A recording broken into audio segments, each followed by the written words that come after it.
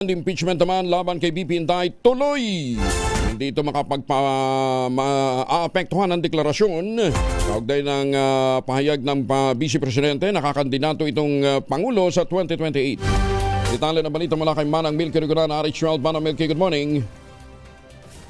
Tuloy ang impeachment laban kay Vice President Sara Duterte dahil malakas ang mga basehan para siya mapatalsik sa pwesto.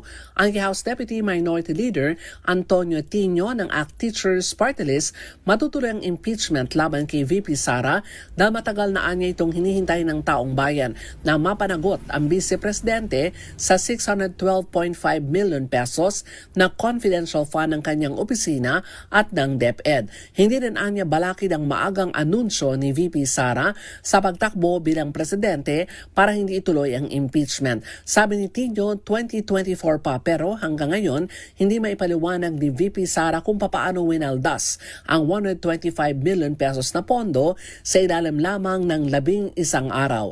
Narito ang pahayag ni House Deputy Minority Leader Antonio Tino. Talaga namang matutuloy na yung impeachment. Malinaw yung timing niya ng announcement niya ay para din panggulo.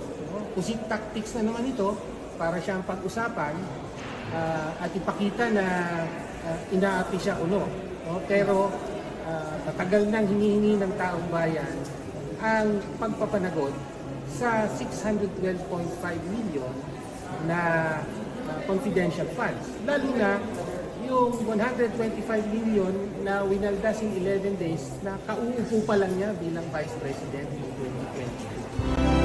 Samantala, isinampa kagabi ang ika-4 na impeachment complaint laban kay VP Sara at ang complainant ay si Attorney Nathaniel Cabrera. Ang ika-4 na impeachment complaint ay endorso ni na Representatives Benny Abante at Paulo Ortega ng La Union.